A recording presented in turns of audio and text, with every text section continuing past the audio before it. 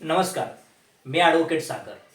आज आपण एक अतिशय महत्त्वपूर्ण विषय पाहणार आहोत आणि तो विषय म्हणजे भारतीय संविधान, आपल्या अधिकाराचे जिवंत शस्त्र. कल्पना करा, उद्या तुम्हाला विनाकारण अटक झाली, तुमचा आवाज दाबण्याचा प्रयत्न झाला, तुमचा मूलभूत अधिकार हिरावून घेतला गेला. त्या क्षणी तुमच्या पाठीशी कोण उभे राहील? कोणताही नेता नाही, कोणतीही सत्ता नाही. तुमच्या पाठीशी अतिशय ठामपणे, खंबीरपणे उभे राहील ते म्हणजे भारतीय संविधान. हो, हे केवळ एक पुस्तक नाही, तर तुमच्या स्वातंत्र्याची ढाल आहे. हे तुमच्या अधिकारांचे जिवंत शस्त्र आहे. आता आपण भारतीय संविधान म्हणजे काय हे पाहणार आहोत. कॉन्स्टिट्यूशन ऑफ इंडिया हा भारत देश चालवण्याचा सर्वोच्च कायदा आहे. भारतीय संविधान 26 नोव्हेंबर 1949 रोजी तयार झाले.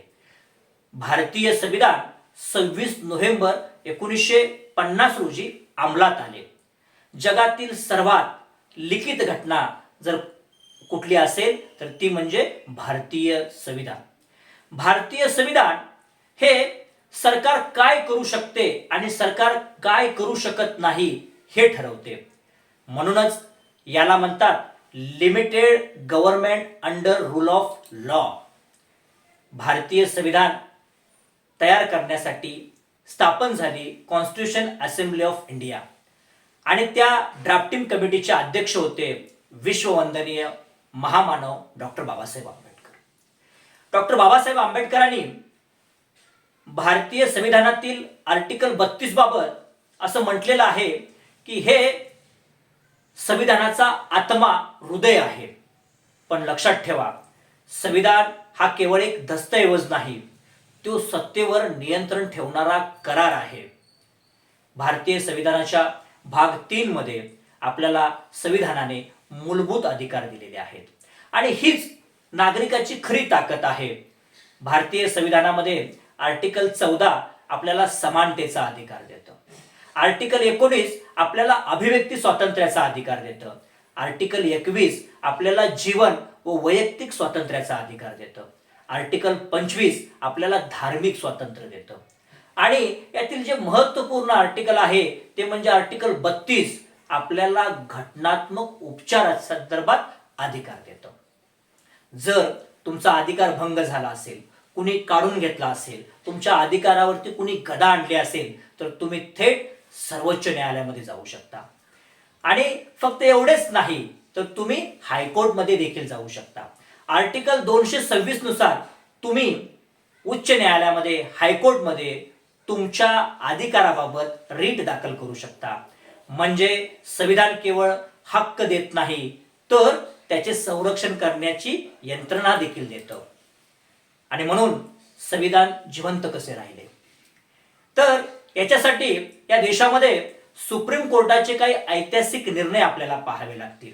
आणि त्याच्यामधला एक सर्वात महत्त्वपूर्ण निर्णय म्हणजे Keshavananda Bharati versus state of Kerala. या प्रकरणामध्ये सर्वोच्च न्यायालयाने ठरवले की संसदेला संविधान दुरुस्त करण्याचा अधिकार आहे, परंतु संसद संविधानाची मूलभूत रचना बदलू शकत नाही. म्हणजेच बेसिक स्ट्रक्चर जे आहे संविधानाचं ते संसद बदलू शकत नाही. आता बेसिक स्ट्रक्चर मध्ये काय येते तर rule of law, judicial review, separation of power, federalism, secularism, यामुळे लोकशाही सुरक्षित राहिलेली आहे. त्याच्यानंतर दुसरी आणि महत्त्वपूर्ण सुप्रीम कोर्टाचा एक न्याय निर्णय आहे आणि तो म्हणजे Maneka Gandhi versus state of India. या निर्णयाने आर्टिकल 21 चा अर्थ विस्तारला. जीवन म्हणजे केवळ श्वास घेणे नाही तर सन्मानाने, न्यायाने जगण्याचा अधिकार म्हणजे जीवन आहे, अशी व्याख्या या न्याय निर्णयामध्ये सुप्रीम कोर्टाने केली. ड्यू प्रोसेसची संकल्पना याच निर्णयाने भारतात मजबूत झाली. तिसरा आणि महत्त्वपूर्ण सुप्रीम कोर्टाचा न्याय निर्णय म्हणजे justice K S Puttaswamy versus Union of India. सर्वोच्च न्यायालयाने स्पष्ट केले, प्रायव्हसी हा नागरिकाचा मूलभूत अधिकार आहे. आजच्या या डिजिटल युगामध्ये हा निर्णय ऐतिहासिक ठरलेला आहे. त्याच्यानंतर Shreya Singhal versus state of India याच्यामध्ये सुप्रीम कोर्टानं IT ॲक्टमधील सेक्शन 66A रद्द केला, कारण तो ॲक्ट, ते सेक्शन माणसाच्या, नागरिकाच्या अभिव्यक्ती स्वातंत्र्यावरती गदा आणत होते. हा निर्णय नागरिकांच्या आवाजासाठी महत्वाचा ठरलेला आहे.